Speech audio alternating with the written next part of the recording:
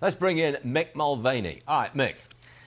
How much of this is he actually going to get? Just for the benefit of our viewers, let me run through a couple of items here. $600 billion, roads and bridges. $400 billion for the elderly. $300 billion, drinking water. $300 billion, affordable housing. $600 billion, job training. Now, that's a long and huge list. How much of this will he actually get?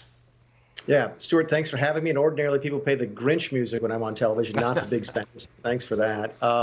Most of it. Keep in mind that Chuck Schumer has introduced a new concept in Washington, D.C. of a third reconciliation bill. We all knew he could do two. Again, reconciliation bills are the tools that you can use to pass stuff in the Senate with only a simple majority and not 60 votes. And Schumer broke with tradition today and said he's going to try and do this at least 3 times and could do it even more than that. So if you look at the world now through a majoritarian Senate, the answer to your question is probably most of the things. I do think there are going to be some centrist Democrats who push back on whether or not child care is really infrastructure, whether or not free community college is really infrastructure. It's not, obviously. Most Democrats are going to try and say that it is in order to pass it. So there will be some pressure points within the Democrat Senate. But my guess is most of what you just read off of that list will be passed in some fashion or another over the course of the next 12 months. He says, the administration says they'll pay for it by taxing the rich and taxing big corporations. I don't think that's going to bring in enough money. They're going to end up borrowing trillions, aren't they?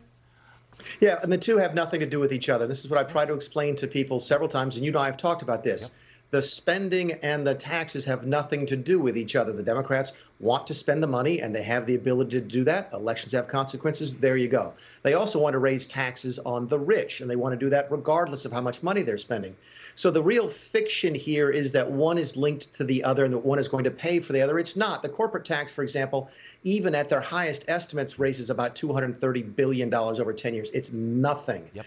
But it's a principle for them. It's a pound of flesh. It's a political thing. It's not an economic argument. So yes, the spending is going to go up. And yes, the taxes are going to go up. But those two things are detached from each other. And you should not look at them in the same breath.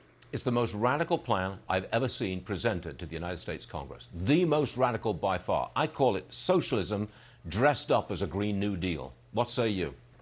That elections have consequences. And this is what they said they would do if we elected them, and we, the nation, did. So I think folks just need to look at it very critically and understand what it is. And when someone says, oh, it's an infrastructure bill, it's right to ask the question, wait a second, is elderly care really infrastructure? Because I thought infrastructure was roads and bridges. That's the debate that needs to happen. The other debate that needs to happen is what's the impact of this on inflation? Even some hard left-wing economists now are starting to raise red flags about inflation. Then the next question needs to be, who's impacted by that? What portions of the population? What's the effect on the markets? It's going to happen, Stuart, because elections do have consequences. But it doesn't mean we should end the debate about the implications of that and what it means for the future. Do you think there's a backlash against it by the time the 2022 elections roll out?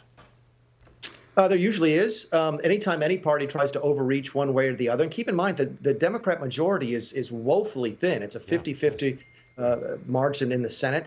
Most predictions are the narrow margin they have in the House will evaporate in 2022. But give the Democrats credit. They've always pushed hard when they have the ability to do that. It's how they passed the Affordable Care Act. I think the one thing that people are starting to see through is this sort of thin veneer of bipartisanship and unity in Washington, D.C. This is right back to the early days of Barack Obama, where the Democrats are going to force through everything they possibly can. Again, the voters just need to recognize that. Democrats are very good at politics, and that's a fact. Yep. Mick Mulvaney, thanks for being with us. I hope to see you again soon. Thank you, sir. Thanks, sir.